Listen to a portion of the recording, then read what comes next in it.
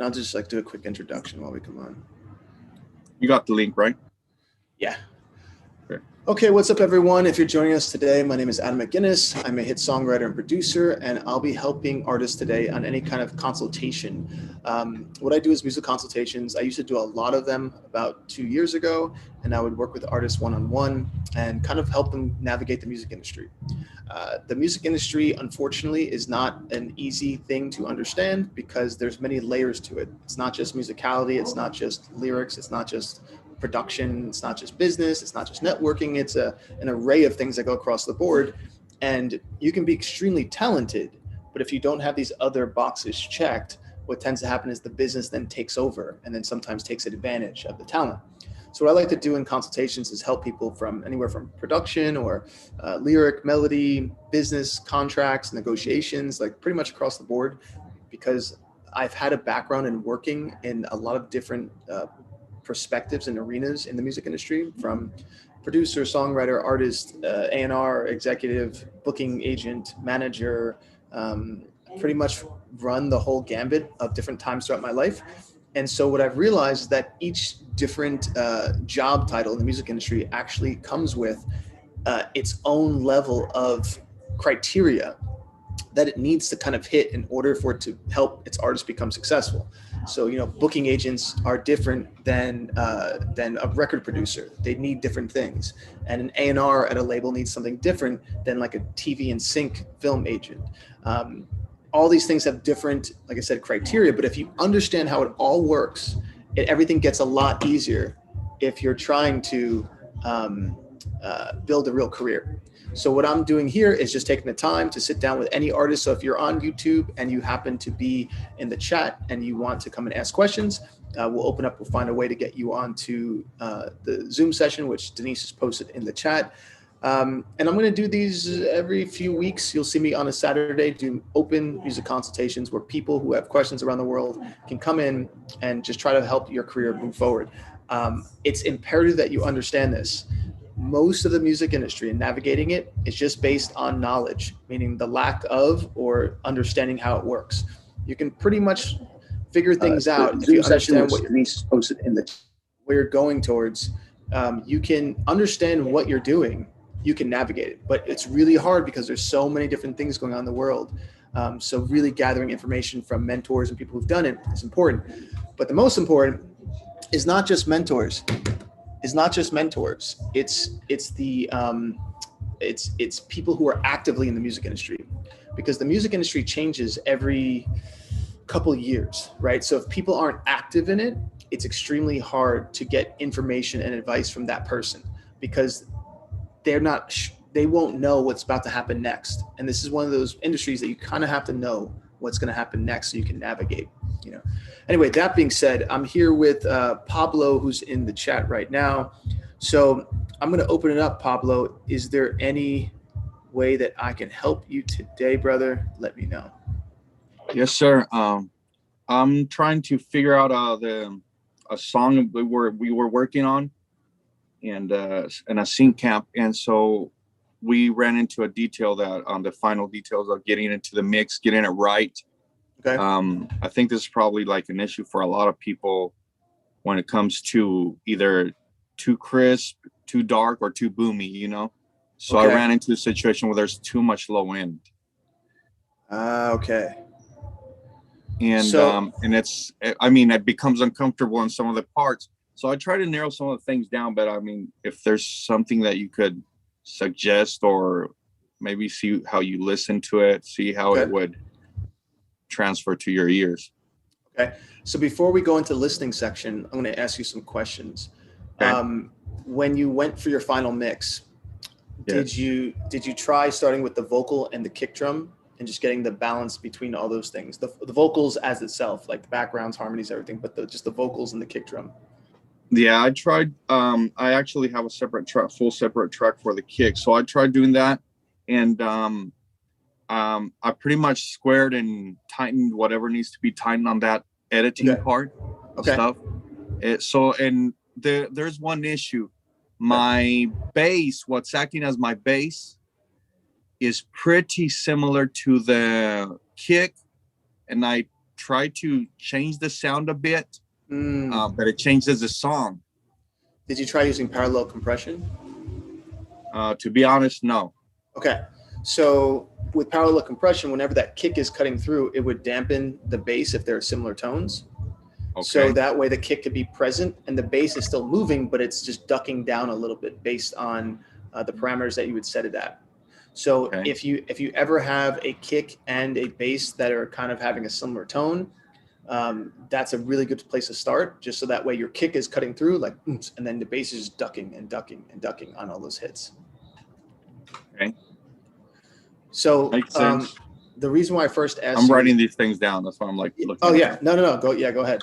So the reason why I first asked you, did you at first put the vocals and the kick drum is because once you have the levels of those two and those sound like they're hitting exactly where they need to in the track, then as you start to raise in the other instruments like the bass, if all of a sudden you realize like, oh, this feels a little cluttered, why? Then you go right to parallel compression. So that way the bass and the kick are moving good with the vocals on top. And then you would then bring in other instruments. So whatever your next low or mid-range instruments would be, you bring those in. And then when they feel like nothing's fighting, and if you have to pan something to the side or to figure out where it needs to have the right space, or if that needs more parallel compression too, if you need to have it synced up to some other instrument, a low synth, sometimes a low piano, whatever to cut through, you'll know by just hearing these few instruments before you start to put a bunch of stuff on the mix, because most likely there's only a few main instruments that people are hearing and the rest is just soundscape stuff. Yeah. It's, transitions and bells and whistles and all that stuff. But the main instruments are usually just the kick, snare, bass, piano, guitar, vocals. That's, a synth lead or a part, but those are the main instruments. So there's really only probably about 8 to 10 of them. Everything else is just, creating bells and whistles. Yeah, exactly. So what I would say is, whenever you're starting to mix and something feels a little bit cluttered, the best way to figure it out is to start just like that, where you go, all right, here's my vocal, get the vocal super tight with the kick. Everything sounds lined up. The kick feels like it's hitting the chest the right place it's supposed to. Okay, now start to add the other lower instruments and see what starts to fight and conflict. But that's where it normally is at. We'll listen through the song. I have it pulled up, my audio movers, so you can play it, and then we can just go through. Okay, here we go. Okay, cool. Yeah.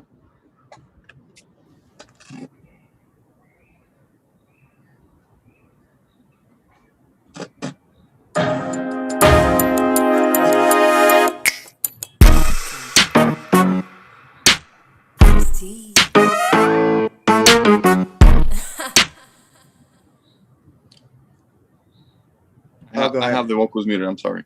It's okay. Yeah, I muted you because there was a feedback loop. You're playing it in your studio at the same time. Yeah.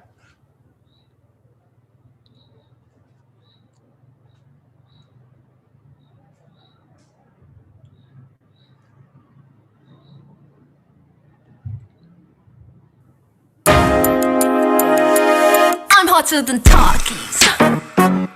I'm cooler than iced tea. Haters wanna stop me? Okay, let's stop right Beat it up like Rocky. So right off the bat, I have to ask you this. Are you using compression on these instruments? Not on all of them. Some, yes. Okay, because it sounds like they're hitting really hard, like almost like it's peaking my headphones. Okay, so that's probably on the master bus. Okay. I do have a compressor on there. Okay. So I have a compressor on there. Is that master bus compressor though on everything? I mean, it's on everything though. It's the vocals, it's the track, it's on everything, right? Yeah, it's the master bus. Yeah, I'm talking about the instruments. Instruments, I have it on. I have it really light on the vocals. But what the instruments? I have it on the kick. Yeah, so on the instruments. I have it on the bass. You have compressor on the bass? Piano. Okay, do me a favor. Just play to me the kick and the vocals real quick. Because right now it literally comes in so hard. It's like, brah, brah, and you're like, whoa, like I have to turn down. So if it's not happening in your studio like that, then we need to test that, because you should be feeling the same way I'm feeling with the headphones. I'm thinking I need to get a sub for these speakers because they're roomy. I mean, they're 6 inches. Gotcha. So I've been having issues with that. That's why I'm asking. Like, I've been having issues when I have to do something with low end. It's either too much or it's not there. Gotcha. And I actually had it. I had it with a song that you heard from me too, that it didn't have it there. So then I need to go backwards, go the other way, and I went too much. Makes sense. Yeah, you probably just need a sub. You're right. Like for me, I can say because I use these headphones all the time. Yeah. I know where the levels are because I can also reference other songs and put them in my session and then kind of dial things up or down based on it. And I know that song, if the bass sounds good here, I know it's going to sound good on a bigger speaker. But if I had a studio right now, I would definitely have a sub. Yeah, I think that's my next move for this. So here it goes again. Yeah. I'm hotter than talkies. Okay, those vocals are even coming in. They're coming in super hard. Okay, so you think maybe my master is like too pushed? Maybe. Yeah, because right even that came in, it was like, God, it like hits, but it hits almost like a crunching punch to it. Let me because I have my ratio at 1, but it is look. I'm cooler than iced tea. Haters wanna stop me? Did it get better or no? I got a little better, yeah. I got a little softer. Okay, so that was a master compressor. Okay. So that's that.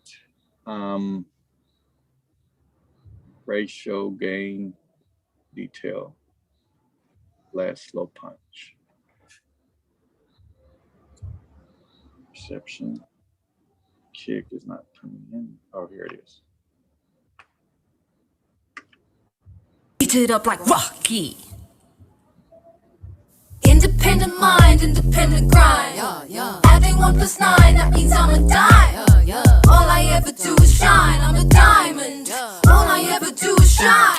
Made it to the top, made it to the top. I've been on my elevation. Don't like how I rock, I'll send you salutations. Raising up the bar, I got endless motivation. 1,000 degrees, that's what I call education. Hey, hey, hey, yeah. Hey, hey, that's my education. Raising up the bar, I got endless motivation. 1,000 degrees, that's what I call education. I'm a genius if you ask me. So also what I hear in this, did you alter boy some vocals? 1. Okay, I hear it on the low one, right? And it kind of sounds robotic a little bit. Yes. Right. So what can happen is if it sounds robotic and not smooth, it's going to create like a saw almost feeling in that lower register like a synth sound. Yeah, which kind of can clutter some things depending on what's happening in the bass and in those lower parts. Okay. So if you can change the format so that way it's more like rounded rather than that might help a little bit on certain things. So are you using Alter Boy to do that? I'm using the vocal synth from Isotope. Gotcha. Is there a way to round out the format on that? Yeah, I can move anything on there. Okay, cool. So yeah, try that. I'm writing a note on that. Great. Yeah. Okay, cool. All right. Did everything feel less because I lowered the master stuff? Yeah, it feels less, and I think part of what's happening is because of the vocal fry that's going on. There's a lot of in all the vocals. So basically, that's how it was recorded. Yeah. No, I know. That's what I'm saying. So because of that, you have 8, 10, 12 vocal tracks that all have a hiss sound. Yeah. That's creating a harmonic dissonance a little bit. So, that's the information that's inside that waveform. But let's do this. So you got the vocal. Let's slowly raise or pull in your bass and tell me where. We'll take it from the top, actually. Just pull in that bass and just the kick and the vocal.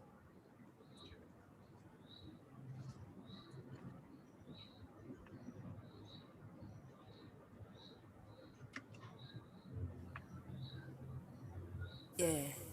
I'm hotter than talkies. Bass comes I'm cooler than iced tea. Haters wanna stop me? Beat it up like Rocky. Independent mind, independent grind. Adding 1 + 9, that means I'm a dime. All I ever do is shine. I'm a diamond. All I ever do is shine.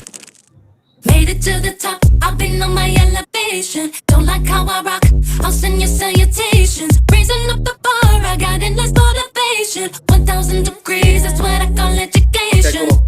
Hey, hey, hey, Yeah, I feel like all you have to do is put a little parallel compression on that bass, so that way you can cut through. That'll be the first thing.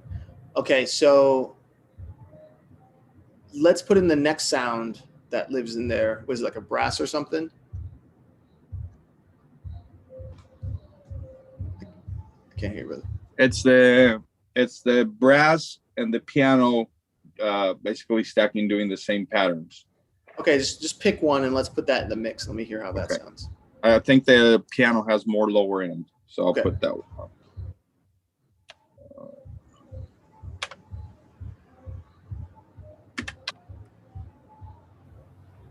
yeah. I'm hotter than Takis. I'm cooler than iced tea. Haters wanna stop me? Beat it up like Rocky. Independent mind, independent grind. Adding 1 + 9, that means I'm a dime. All I ever do is shine. I'm a diamond. All I ever do is shine. All right, cool. Made it to the top. Cool. Hey, real quick, what's the lyric when she says something about 1 + 9? 1 + 9, I'm a dime. No, but what happens right before that? It's like, hey, 1 + 9. What is that line, that full line, I guess? All I ever do is shine. I'm a diamond. So right before that, yeah. Independent mind, independent grind. Adding 1 + 9, that means I'm a dime. Independent grind. No, but the next line, what I'm saying, that line that talks about, what is she saying? That word before she says 1 +, is it adding 1 + 9? Is that what you're saying? Yes. Oh, adding 1 + okay, adding 1 + 9. That's a little hard to hear, the word adding. Maybe it's in the clutter of the thing. Okay, I'll figure out how to clean it up. Yeah, if you can figure out how to clean that one up, because that's important to say. Yeah. If you don't know what that she's saying, it just comes out of nowhere when you go into the dime thing. Okay, but as far as the track, yeah, the piano has a lot of low end, so I would say try to roll off that low end. Okay. Let's just go for that first.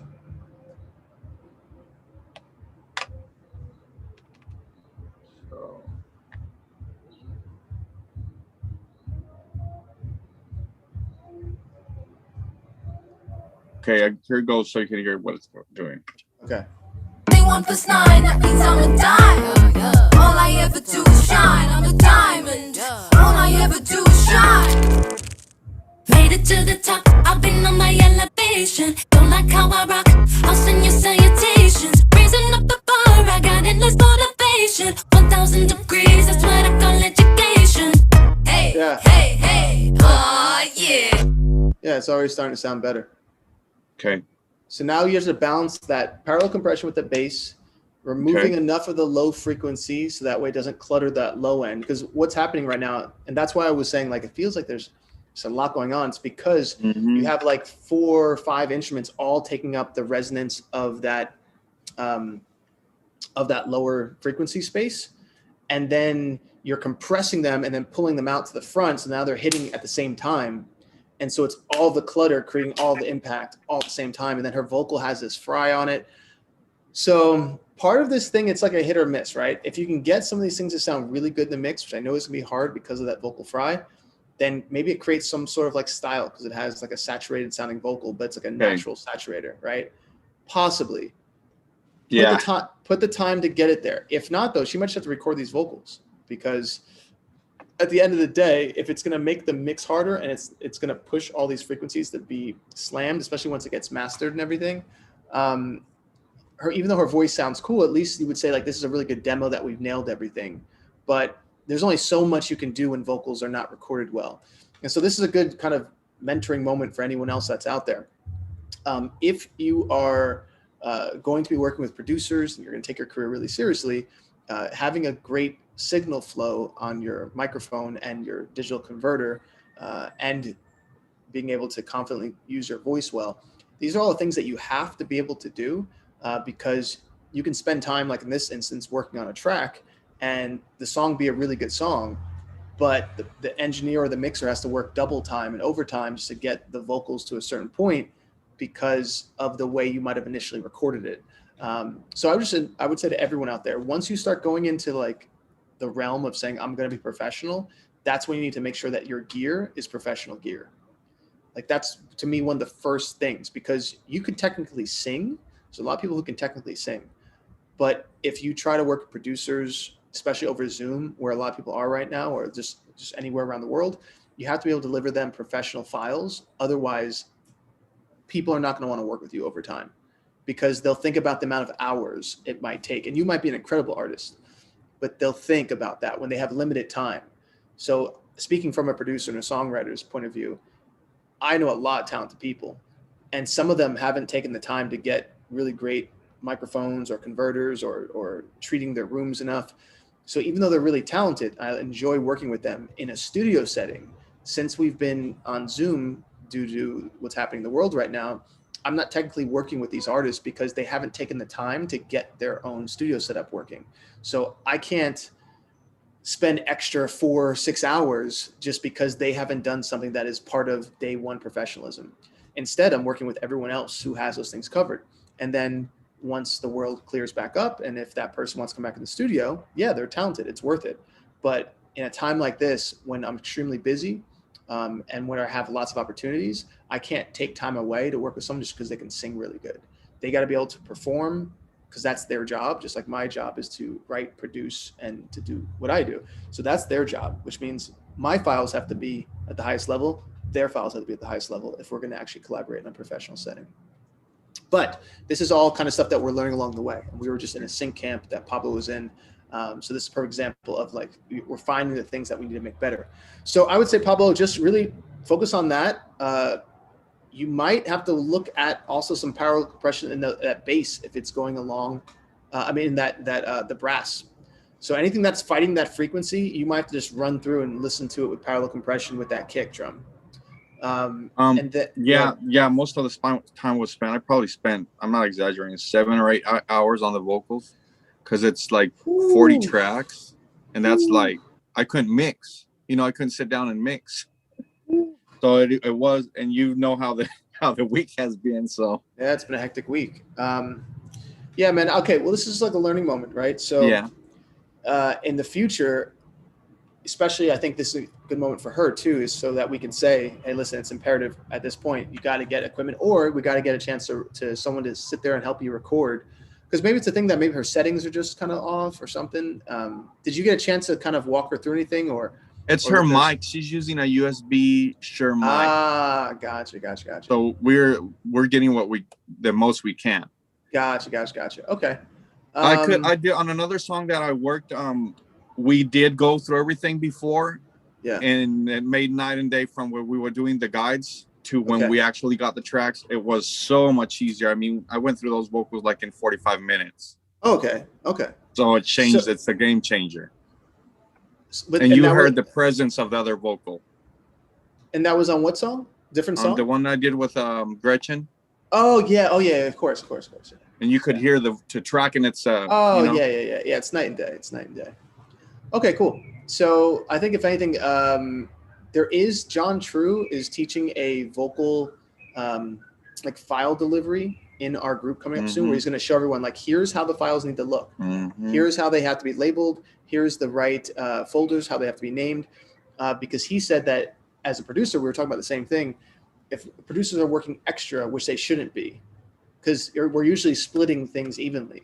So there's already so many hours. Like most singers sing for 3 to 4 hours and their job is done. But the producer will spend sometimes, you said 7 hours editing vocals. On that one, yeah. And then another 4 hours doing a mix, and another 4 hours doing it. So a producer can spend sometimes double, triple the amount of time a vocalist does. So we need to make sure that all of the people that we're working with can professionally and proficiently and efficiently send the right files. So John True is teaching that in the group, I think, that's sometime awesome. soon. Yeah. Okay, so yeah, because I other got than all the that, files in stereo too. gotcha. So it's double processing power. Okay. Okay. So yeah, so let's start there. Let's start with just working on the track and then getting the mix good enough. And if it's coming to that place where that vocal fries is too much, we have to say, hey, listen, this song is great, but we can't pitch it until we have a really strong mix, because I can't send this off to our publishers and say this is a good representation, but the song is really good. So it's like, it just means it might take a little bit of time to record the vocals if worse comes to worse. Okay. Cool. Okay. Awesome. Okay. Man. Awesome. Appreciate your time. Appreciate everything. Of course. Glad to help. Okay. I see we have Mickey Wynn and Sakelia here as well. If you have any questions, feel free to turn on your video and turn on your microphone, and I am here to help.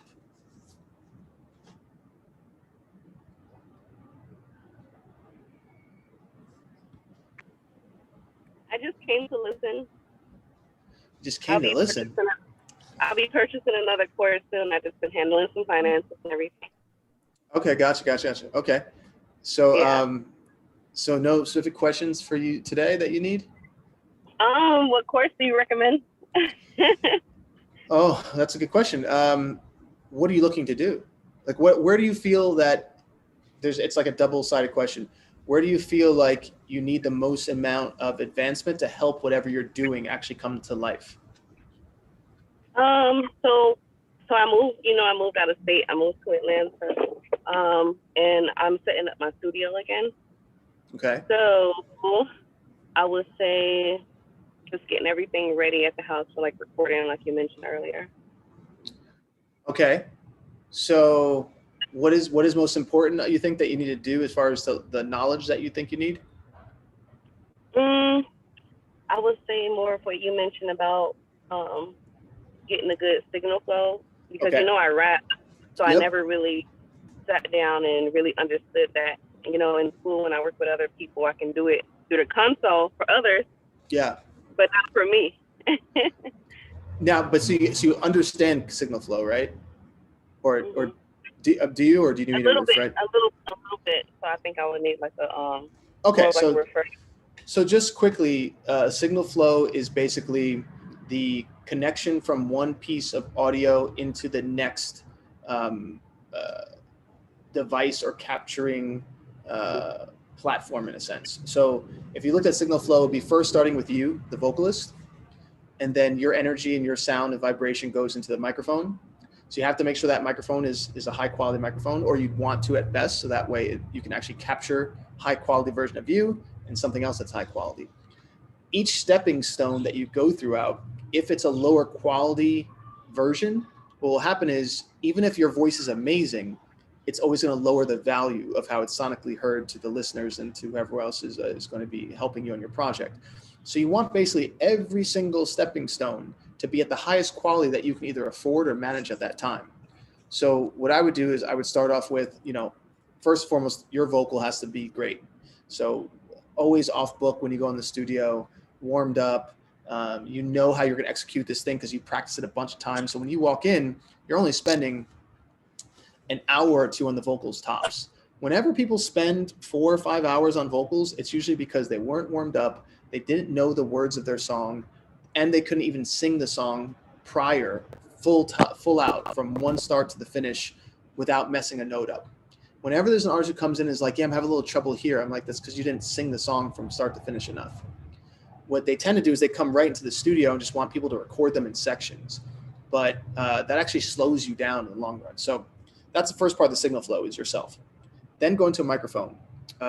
Depending on what you can afford and where your microphone is, there's several microphones that I recommend. The cheaper one would be the Shure 7B. I think it's SM7B. I've done plenty of songs in the SM7B. It will work fine. If I had a choice, I wouldn't be the one I'd use all the time in the studio, unless my hardware gear, which we'll get into, is the right hardware gear. Because if you have an SM7B that sounds good, but you're running it right into your computer without like a lot of strong warmth of digital processing or hardware processing, it's not going to sound the quality it needs to. So you can kind of dampen or not have these biggest prices of certain quality, but you have to have other things that basically mask that. So Neumann. Yeah. Which one do you have? A TLM 103? Yeah. Yeah, so that's a great mic, right? So a TLM 103, so signal flow is you into the microphone into your limiter or EQ or compressor, depending on what kind of hardware you have. Or some people have a digital converter like a Twin or an Apollo or a Duet. Any one of those digital converters will be doing those same things of capturing your sound and turning it into now a digital form. If you have the budget, I always recommend hardware, because hardware is just going to capture it differently. So, a Neve strip or a BAE limiter, or just like something that captures it, warms it up, and gives it color. Once you have that, you're going into your DAW, which is the next level of the signal flow. So then how are you putting your plugins in arrangement? Usually the plugins in arrangement are going to be your EQ and a compressor. And then sometimes people do another EQ and another compressor. That's really deep, but most people get by with just an EQ and a compressor. Let me tell you the reason for difference is, if you don't have all this hardware, the hardware should be EQing. You're already doing the dials, compressing, all that other stuff. So when you go into your DAW, well, you might just need a light compressor and then some other plugins you want, reverbs, delays. But if you don't have the hardware and you EQ your voice, well, then you'll compress it so it sounds nice and kind of like streamlined. But sometimes some frequencies were taken out when you compressed it, so people will EQ it again. And if that does too much, then they'll compress it again. So sometimes we'll have double on them. Because I have hardware most of the time, I only have one EQ and one compressor on my plugin list. So let's say you have that. After that, you usually want to use an auxiliary channel to have your reverbs, your delays, your choruses, your saturation, your exciters. So just note that all these things have different reasons for using it. So let's say you have your EQ and your compressor on your lead vocal, and you have it routed to a reverb, and you have another one routed to a delay, another one routed to a saturator, another one routed to an exciter. You might use these things at different times. So in the chorus, you're like, I want it to sound a little bit more exciting. So I'll only have my exciter auxiliary channel turned on for just that chorus, because everything's going to sound a little bit brighter. These little micro adjustments usually come when someone's ear has been really fine-tuned. So they literally know exactly what they want to do, almost like a chef who knows what they want something to taste like. They're like, I know I want that chorus to pop a little bit more. And the vocals sound good, but what do I need? Oh, add a little bit of exciter, add a little bit of chorus, add a little bit of something that's there underneath the auxiliary track. So that way, when it goes from the chorus to the verse, there's actually a sonic difference and people will hear it. Okay, so as far as that's normal signal flow, person to microphone to limiter, EQ or compressor, that into your DAW, from your DAW, what plugins you have and what plugins are going then routed into, or what channels are going to your auxiliary. That's the full signal flow. Okay, thank you. I did What's have that? to, you made me remember now.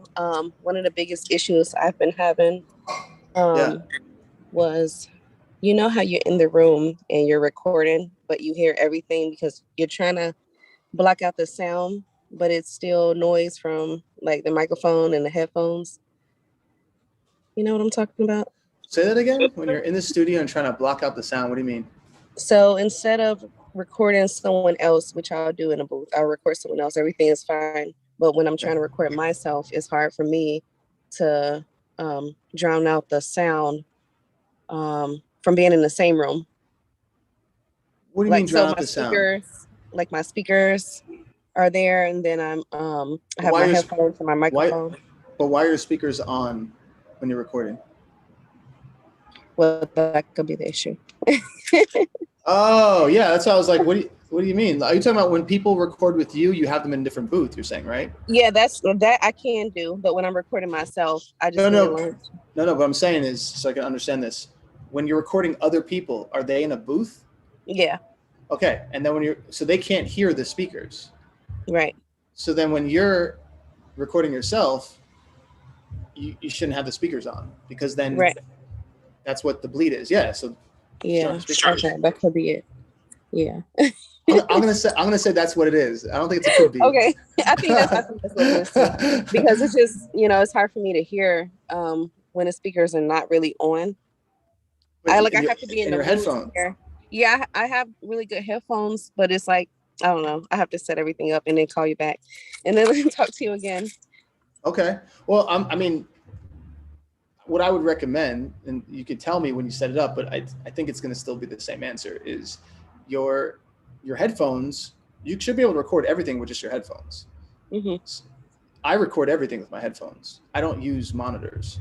So, even though I have monitors, I don't use them. Everything is done on my headphones. So there should be no problem with doing that. And every vocalist that's recording in a booth is only listening through things on headphones. Yeah. I don't know. Maybe I don't have it loud enough, as a rapper, like I want to get in the mood and hear everything loud enough. And it's like, it doesn't seem that way on your headphones. Yeah. When you say loud enough, you mean the track isn't loud enough or your voice isn't loud enough? Yeah. It's like, I can never get the track loud enough to really get in a mood to go hard on the song. Like I can rap on a song, but it's not going to be like my all unless I have like everything. So are you making the track, or these are tracks you're getting from other producers? It's tracks from other producers. I'm sure their tracks are fine. I think it's just me with my levels. No, but what I'm saying is, like, if you were to put on your headphones and listen to YouTube, is it a low level if you listen to songs? No, I can listen to it fine. So then when you put that, so there should be no difference between what you listen to on YouTube and what you listen to through your DAW, though. There should be no volume difference. It's hard to explain. I would have to call you when I get everything set up again. Yeah. Okay. Because it doesn't seem, how can I explain it? I'm trying to explain it. It doesn't seem even, like the sound doesn't seem like, I don't know. I can't explain it. Okay. I will have to call you back when I get everything set up in like 2 or 3 weeks. I'm getting everything. Yeah, I had a flood in my place, so I'm getting everything situated again. Gotcha. Okay, well, when you set things up, but just so you know that anything that you can listen to your headphones on, iTunes, Spotify, YouTube, should be the same thing coming out of your DAW. If there's a difference in that, I wouldn't even know what that would, it wouldn't even make sense to me, because they're all the same. They're using the same, basically, audio converters that are inside your computer. So unless there's a master volume that's down too low or something on a setting, or a peaking issue that I don't know about, but for the most part, you should just drag a track in, listen to it from iTunes. It sounds like that. You drag it into your Studio One or Ableton, and it's to sound just like that. Yeah, I think it's just my microphone levels. I think I just got to get better at adjusting. Oh, so but that's different. That's why I asked you. That's why I said, is it the track? No, the tracks are fine. Oh, okay. Yeah. That's why I asked you. Okay. So that's different. So your microphone levels, that can be a major difference of it. Okay. So, because you said I want to go hard, but I can't because of the track. And that's why I was like, oh. Okay. That's what I'm sorry, like blending of the levels to get the track sounding loud enough with my voice and everything. Gotcha. Okay, so let me ask you this. Do you have a mixer? Like, or are you just doing everything from the DAW sitting down? Like, do you have a headphone mixer so you can make sure your headphones are going to a certain level, and then have a mixer for in your DAW, like the track and the vocal? Do you have those things available? A talkback mic? Yeah, I can make some Pro Tools, but a mixer. Do you have a headphone volume? Like, you change your headphone volume? No. Okay, so that's part of what's happening too. Is you don't have.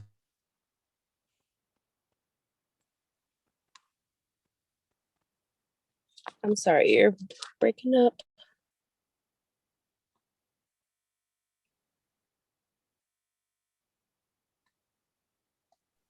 Yep, he froze. Oh my gosh. Hold on.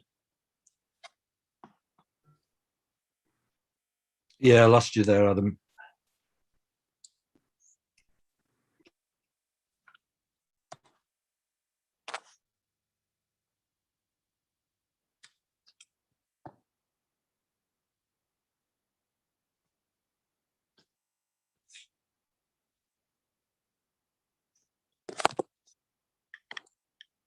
Okay, so he left.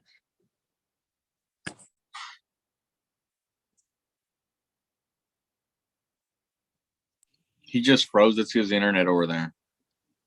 Yeah, I think he's trying to come back in. Let's see. Well, does anyone have any questions about the club I can answer? I've been so busy, like, with everything. I will be back active very soon. No worries. Yeah, hi, Denise. I was going to ask Adam just about some future dates, whether he knows when the next level 3 test's going to be. He said sometime in September. And I've just missed on the Sync Bootcamp this time.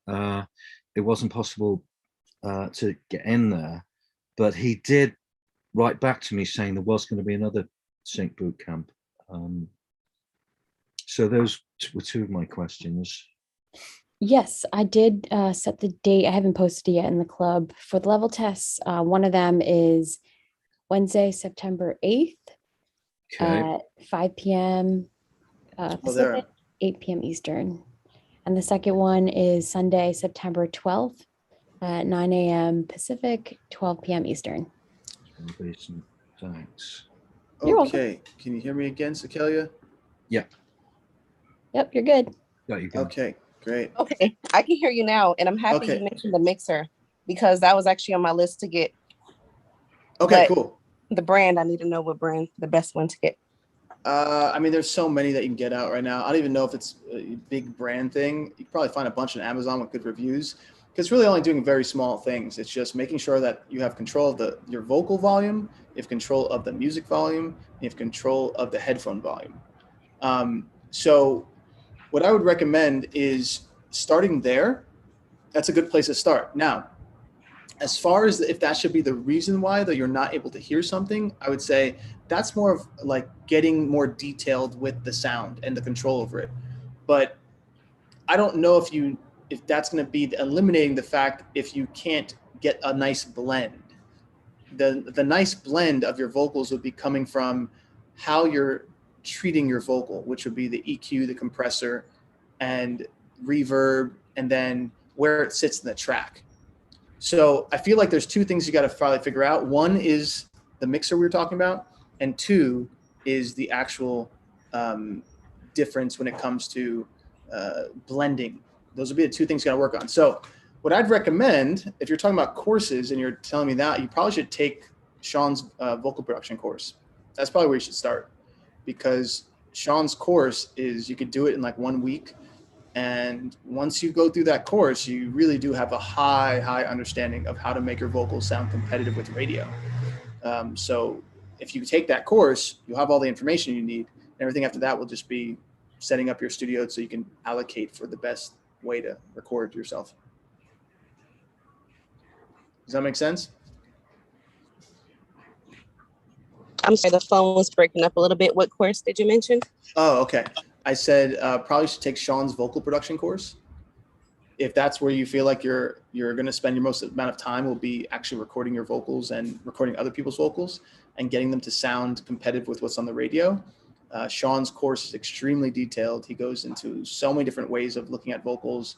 And I mean, I've taken it as well just to see what he was doing. And he's touching on things that even other producers I know aren't touching on. So if you're looking to really up your game with making sure your vocals sound like they're competitive with what's on the radio, then I would highly recommend Sean's course. Denise has put it in the chat, but that's the first thing I would look into if you're trying to really make that jump.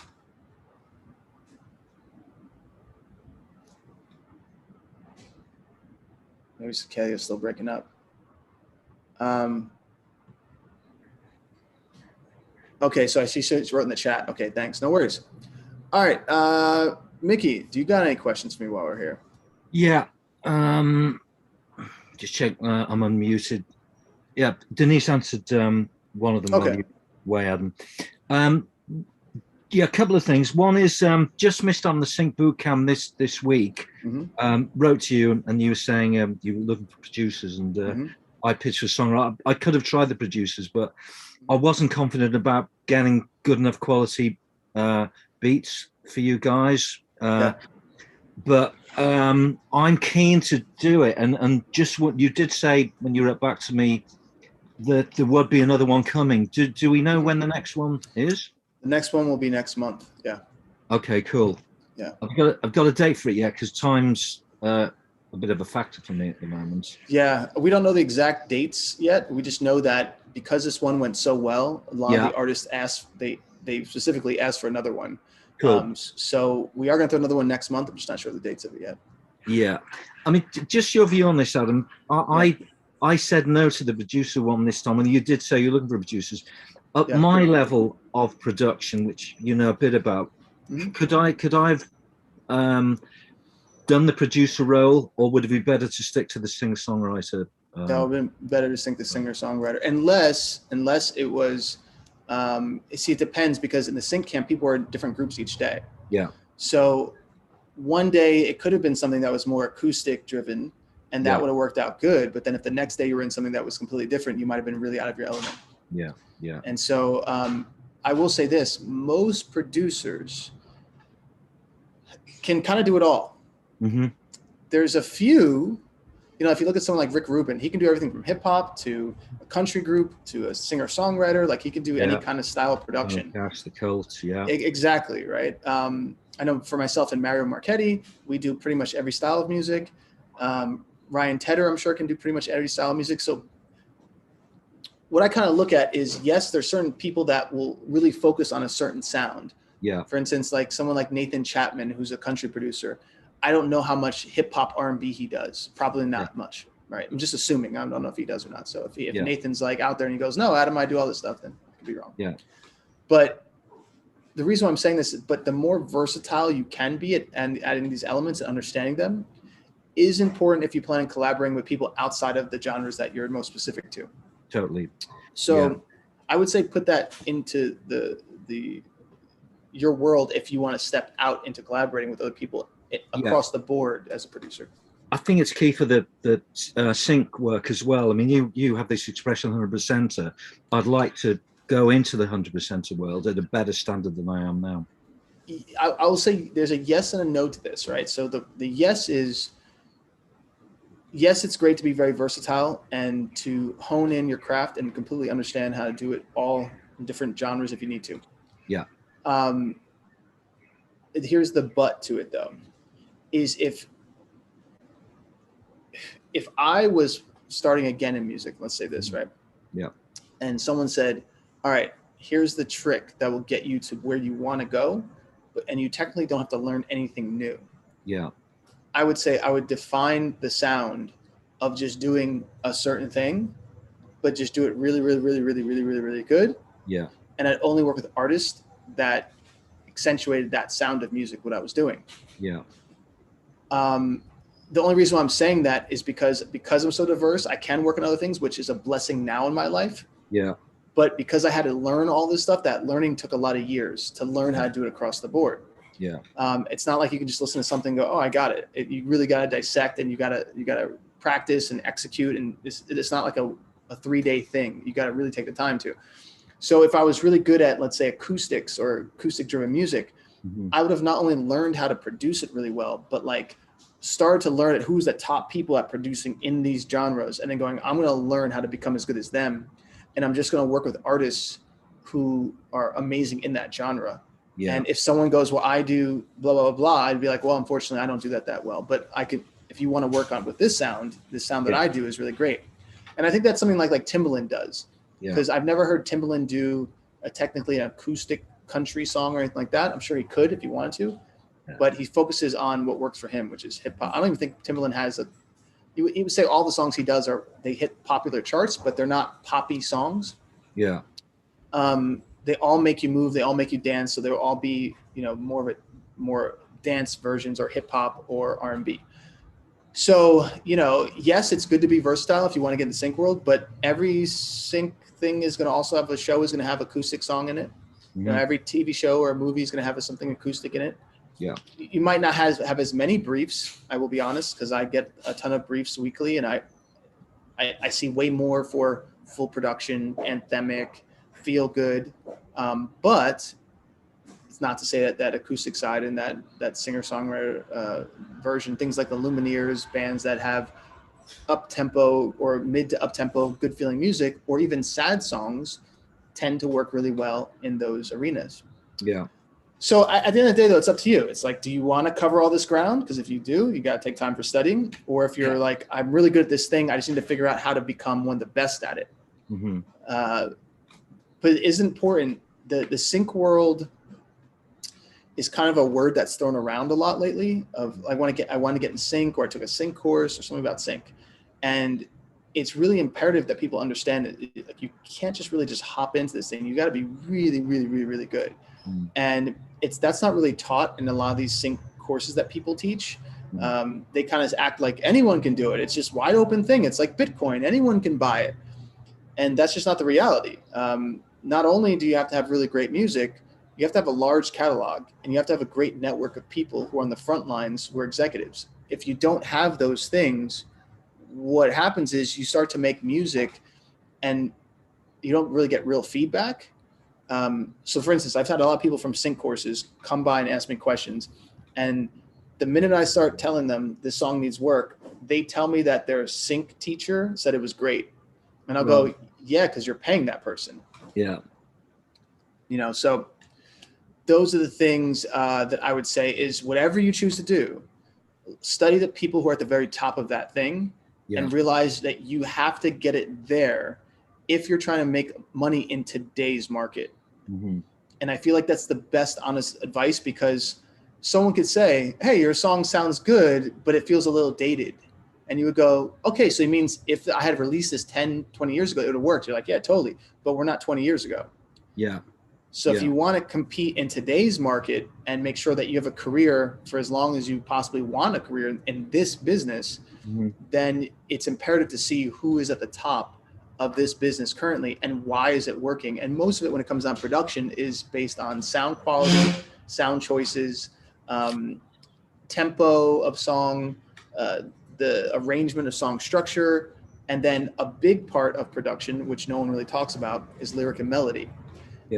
Because a track writer, like a beat maker or a music creator, composer, is different from a producer. Yeah. A producer is someone who produces a product. And that means their name is on the final version of the product. So if Nike goes into production on their shoe, Nike's name is on the shoe. Yeah. Nike doesn't say, oh, well, I only did the shoelaces, so it's not my fault if the sole of the shoe isn't good. Because we did the laces.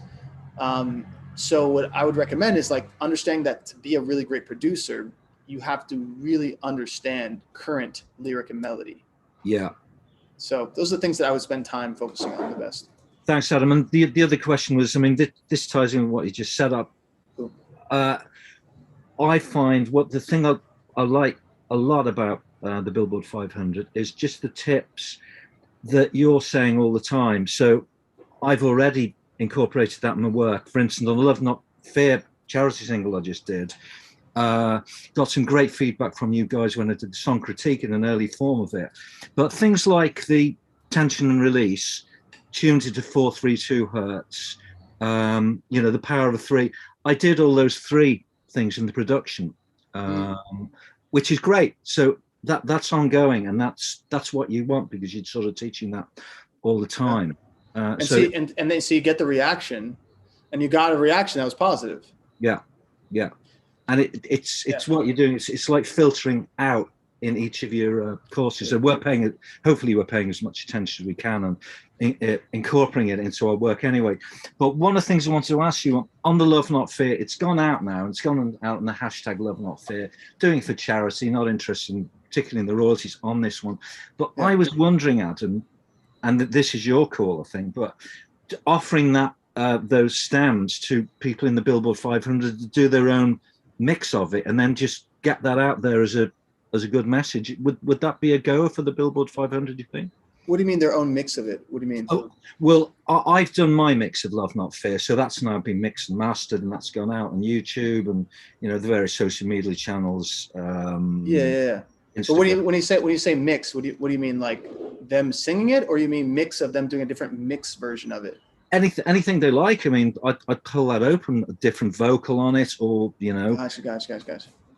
Different drum sound or kick sound, or adding keyboards, percussion, anything.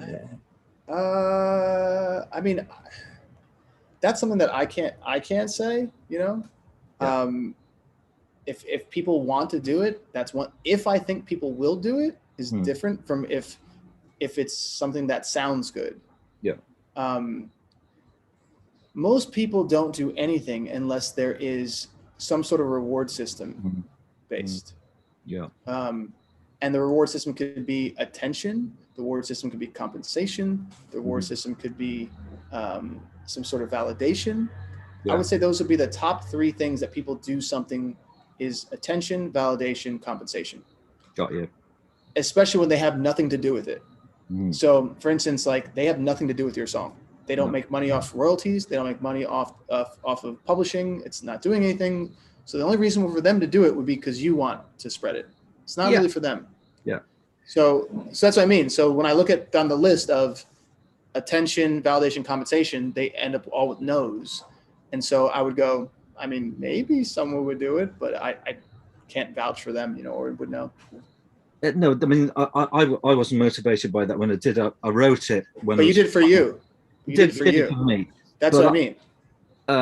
I think it's just a message that I wanted to get at this particular time of the pandemic. And no, I get it, but you keep saying that I want to get out. That's the point I'm just trying to tell you is that I totally understand it. All of your words are totally incongruent to what you're saying. Yeah. And that's why I'm saying it's not for anyone else to do that.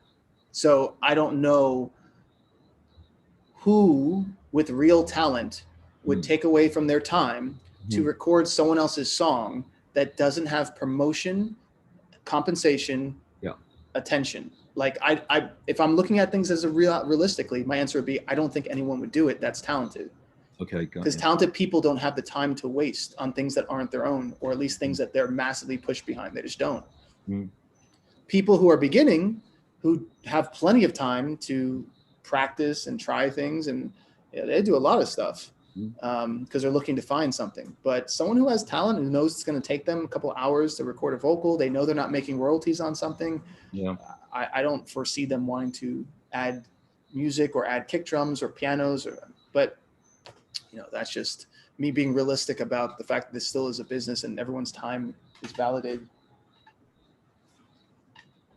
Yeah, I just want to float that past you because it's out there now anyway. But you know, I'll be moving on to other things. Hopefully, doing collaborations with you guys, the Billboard 500. Of course, but I think also though for yourself, because that question is a really interesting question, and I think if you pre-qualify things in the future, I think that answer you might have come up with some sort of win-win to create because at the end of the day, it's something that you would like to see happen.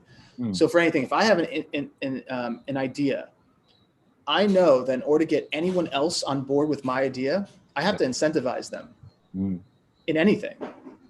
So it could be incentivizing because they're going to make money, because they're going to get some sort of attention, some sort of validation, or they're going to learn something they never learned before. I have to give something. But if I'm just coming up with an idea, let's say if I'm like, I'm going to build this home, but I want other people to help me build it, but I'm not going to pay them. Well, then what's the incentive? Because I'm the one who wants the home built. So I think if just in general, I'm just opening up more of like a thought-provoking conversation is in anything that you do in this business or in life, if you already know this is how people act. So how can we find the best way to find a win-win? Figure out what answers their questions before I ask something. That will just open up so many doors because then let's say, for instance, if I was to rework and go reverse back in time and let's say reframe the question, I would approach it knowing these things that people want. Hey, do you think if we took this song and we did a contest and the person who has the best version of it, we'd pay $500 to da-da-da-da? Well, then you might get a bunch of versions. And then anyone who has second and third will get this and then you start to see where it makes sense to people. Not saying you want to spend money on that, do it. Or you could say, whoever has the best thing, I'll put $1,000 into the music video. Whoever has the best things, I'll give them split of royalties. Whoever has the best blah, blah, blah. But I would just say, always look at that from that peripheral of the other person's perspective. If you can always do that, you'll pretty much line up with win-wins. You've got me thinking, actually, because the way people came together for this, it wasn't just me. It was like the video editor, Joe Gibb helping with the mix. They did it pretty cheap because they all liked it, but because I've saved money on the production, I wouldn't mind putting $500 in as a prize just to say, hey guys, would you like to have a go at this? There you go. Top prize $500. Yeah. Cool. Go out through the social media channels. Yeah. Sounds good, man. Good call. Good call. But Wanted to float that past you anyway, because cool. I don't like putting things on I don't like being disrespectful to you and putting things on the Facebook group, and then it's not what's appropriate. Do you know what I mean?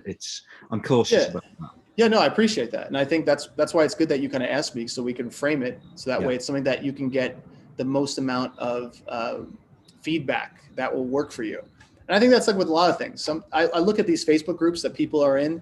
Every once in a while, I'll kind of scan through Facebook groups of musicians, and 99% of them it's complete chaos and nonsense. And unfortunately, there's no real direction. And because of that, no one takes it seriously. I've seen Facebook groups with 100,000 people in there, and then someone will be like, "Hey, help me with a song," and then there's like 5 people are like, "Send me the tracks," and all the people are not even good producers, and no one like validates. And then the curators of these groups act like they have some sort of power because they started a group and they just called it songwriters in the world.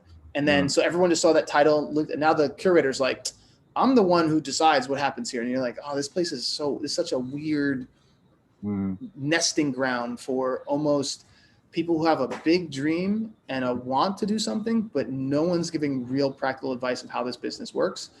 So that little thing I was showing you about that perspective, that's how real business works. And that's how you close deals very fast. If you know what the other person wants and you can give it to them right in the first conversation.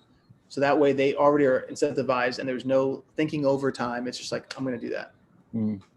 I mean, just going back on frequencies, Adam, I was very inspired when it was the first lecture you did actually when I joined Billboard 500, and saying that the 440 came around the 1930s. I did a thing called Lunch Club recently, which is like an international thing. Hooked up with this woman randomly, and straight away she started asking me about frequencies. You're in music, do you know about frequencies? And she knows this guy in Nashville is doing a thing called whole tones. So we started talking about this, and that wouldn't have come about without having had the point from you in the first place. But she's now saying that this whole change from 440 actually goes back to Pope Gregory II, she was saying, the 2nd century AD. So it's opened up a whole thing with this frequency, and I'm grateful to you for focusing us on it. And like I say, Love Not Fear's tuned to 432 now, and the next album is 432, so it's all pushing out.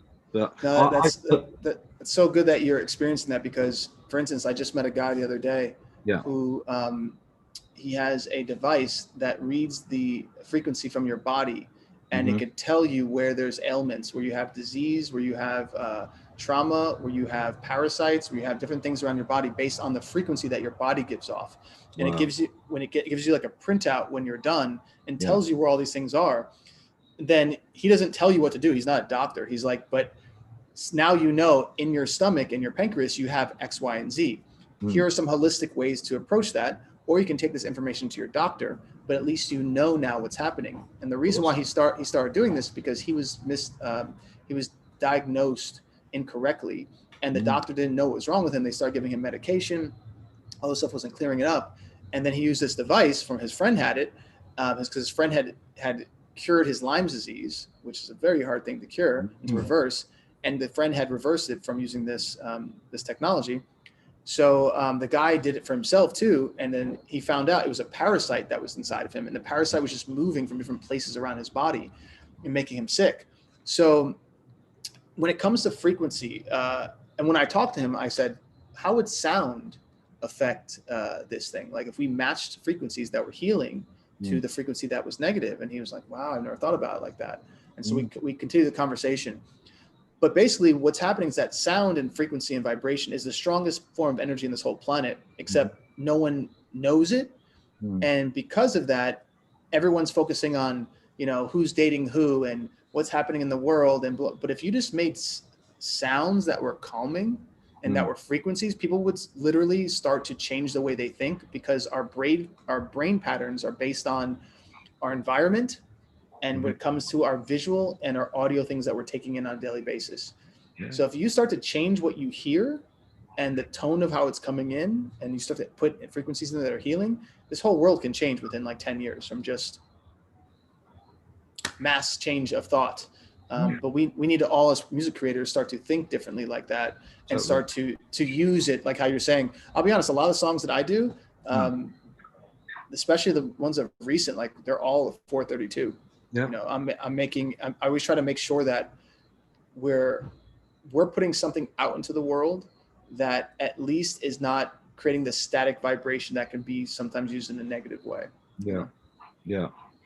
And you know, it's filtering through. Like, who'd have thought that this woman on Lunch Club would be asking me straight away about frequencies, just like that. So right time, right place. And I, for one, would like to find out more about it, Adam. I think you would too as well.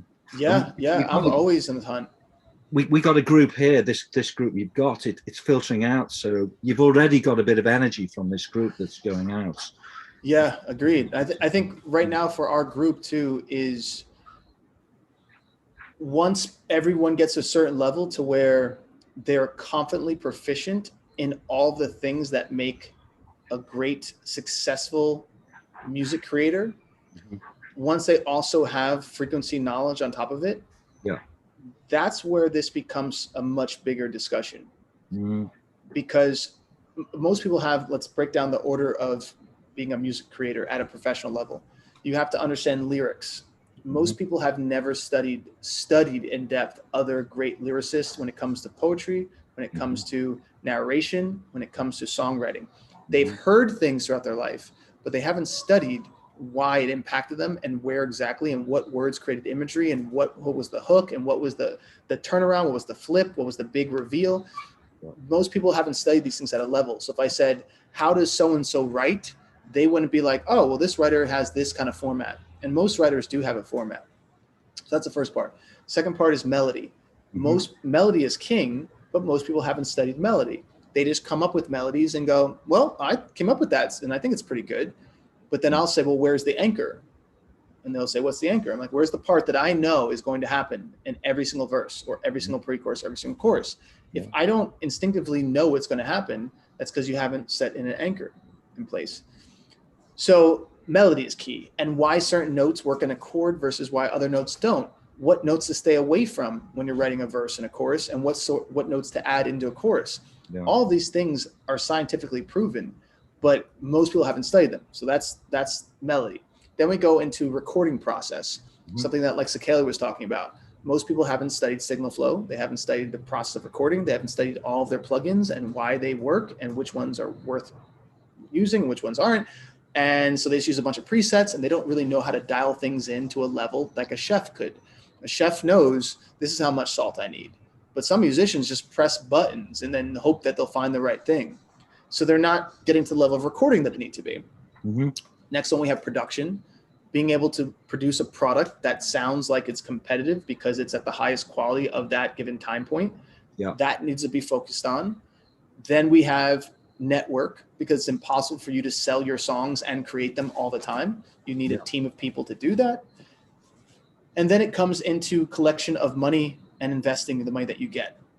So if we were to break down all these sections and just say this is the beginning of how to someone become successful, it's imperative that people understand them at a pretty much a B+ to an A+ level. If you go down to a B or B-, what it ruins the chance, it's got basically like a table that's lopsided. It can't hold anything on top of it. So even if you do get a nice plate of food, it's going to slide off. But if you have everything that's level, it's all B+ to an A+ level, well then, you know, you can put plates of food on there. You can put several plates of food and everyone at the table can sit down and eat for long times, have longevity in this. So as people in our group, because our group has only been open really for like a year and a half, 2 years, as people, maybe 2 years, 2.5 years, as people start to get to that point where they're an A+ in all these things or B+ and up, then you can set on top of them the understanding of the depth of frequency and how deep that goes. because now they've done all of these things, they can really understand it. So you put up frequency, it's just like an opening expansion of, oh my God, this is what's happening in sound. And oh, no wonder why that able to put me into a trance-like state. And no wonder why this music got me really amped. And oh, okay, now I understand frequency. If enough creators, enough musicians around the world really understand this, I mean, there's 9 million songs released a year on Spotify. If 9 million songs were released with that kind of intention, the whole entire world that hears music changes. Isn't that an awesome vision? It's an awesome vision. And so we're starting here in our group because we have to, you know, there's that saying is like, you have to be the ones that you're waiting for, you know, and no one else is going to do this stuff. Like no one else is going to do it. That's the reality that I've realized, is that our world revolves in a place that no one else is really going to do something unless they think it really benefits themselves. And they don't really want to change something unless they see a benefit, not just because it's better, unless it's better for them. Yeah. The majority think like that. So people of influence and of that kind of work ethic and think outside the box have to be the ones who go, wait a second, we're being kind of misled in how we think of things. We need to reformat our thoughts. That means our actions will be different, and then our actions will be different in how it reflects with people in the world. So that way, when we have a reaction from the listeners, it's based on the intention that we wanted originally, and not just we want money. Because whenever greed is at the front port of the compass, it'll take you, like I was saying before, it'll take you to where treasure is. But treasure doesn't mean that it's something that you should have. No. Like gold and glitz and all that stuff, just because you get it doesn't mean that you're doing something right. And it's kind of like when people say, no, but he's making money or she's making money. And I'm like, yeah, but he's selling heroin. That's not good. Or she's a digital prostitute. Like, that's not good.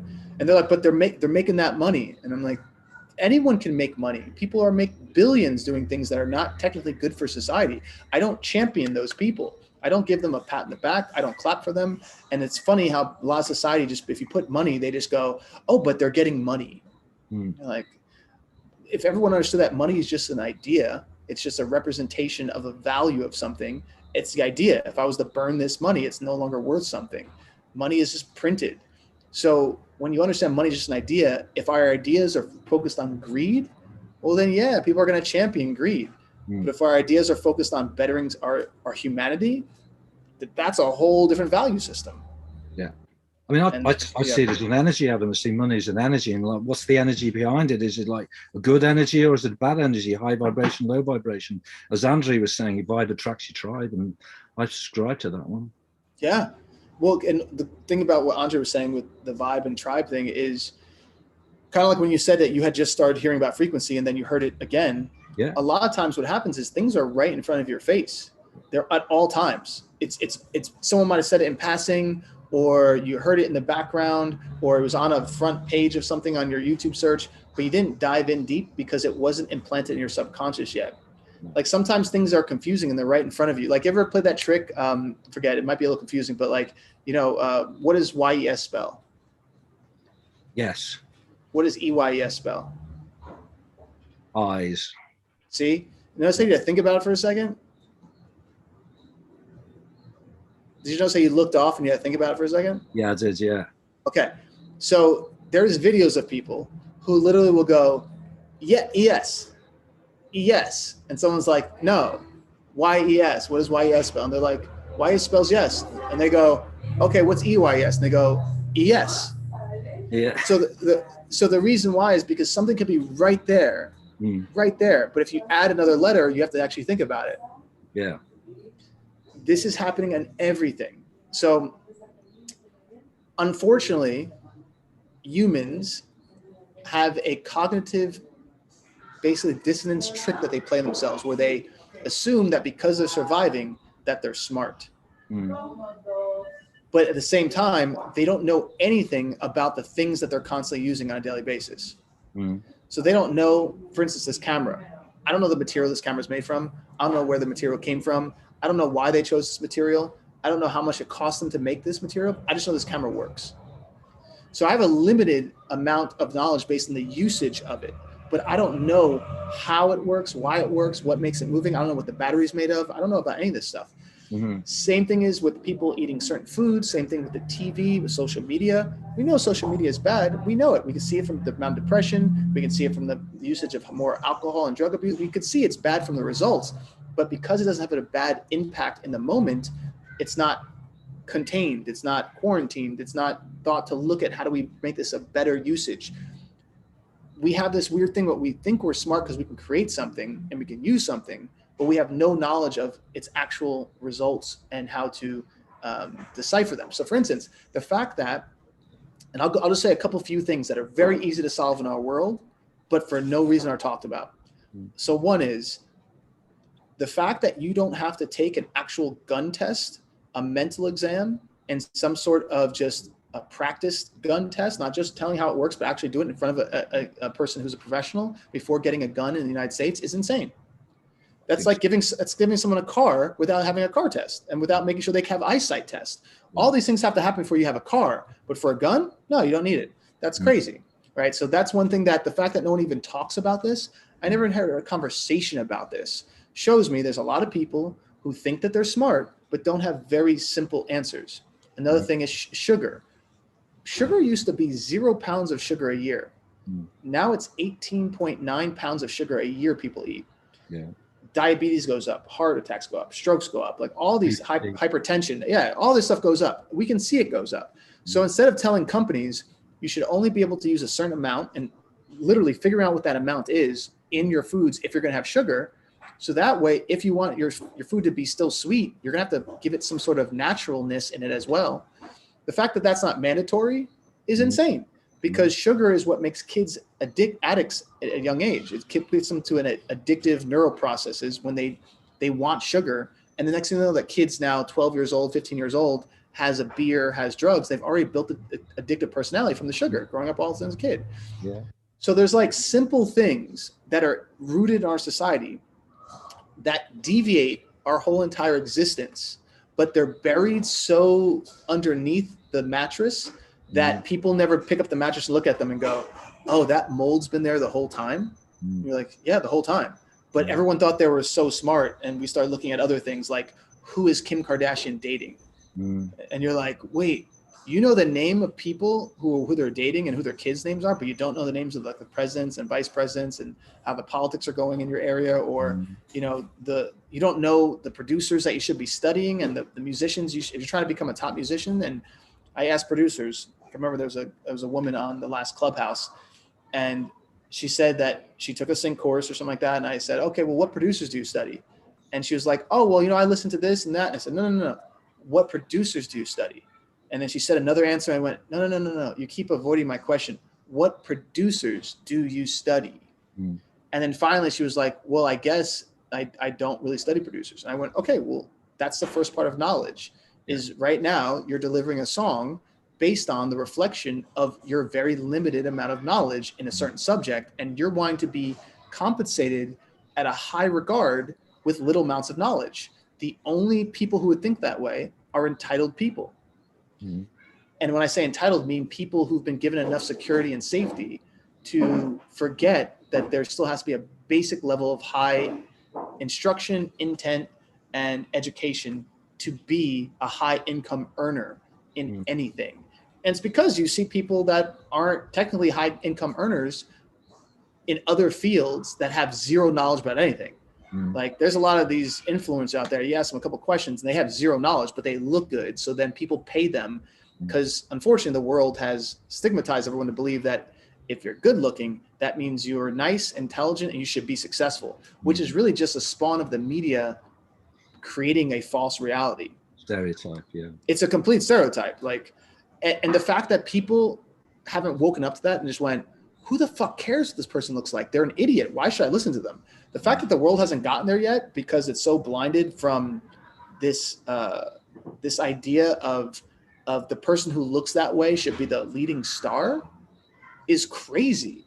Like, so the good-looking man or woman is the one who has to lead everyone into the beating off all the aliens, and that person's not even the biggest in shape. They don't know about military intelligence. They don't know all this stuff, but they're the one to lead. Come on. And so it becomes a very weird thing in our society where people give up their power way too easily and don't realize that they most likely are the one who has the chance to make the biggest impact, but they gave away their impact to someone else who looks like they can do the part, and even that person can't do it. Yeah. Like you were saying, we have to be the one that we've been waiting for. Don't we leave it to someone else? But the thing with the frequency is, it's in my experience, it's like hit other people, but not the forefront. But like Joe Gibbons having Makes Love Not Fair. Oh, great, 432. Yeah, I was heard about that. But now they're paying it more attention, and it's come onto the front burner. And that's thanks to you that it's gone from the back burner to the front burner. Oh, good to hear, man. Yeah. Good to hear. All right. Well, just out of any other questions you got for today? Not for me, no. Just respect and thanks for all you're doing. Really inspired by it. Appreciate it, brother. Thanks, man. Thanks, man. All right. So on the call, I know we have Pablo and Sakalia and Denise. Is there any other questions that y'all might have on the table? If so, feel free to bring them up to the forefront. And if you do, please turn on your camera and your microphone. If not, you can let me know as well. No questions. No questions? Yeah, Okay, no. cool. Yeah, I'm gonna back to working on this mix. All right, cool, everyone. All right, that being said, I'm going to wrap up today's consultation. We'll be back here, I guess, another couple of weeks. For anyone who's on YouTube, if you're interested in enjoying these things that are more in person and you get to come on to our Zoom, just make sure you email us, musicindustrycontact@gmail.com, and send us your questions, and we'll let you know the times of the next ones. That being said, for everyone who joined me today, I appreciate it, and I will see y'all soon. Take care. No problem. Later, y'all.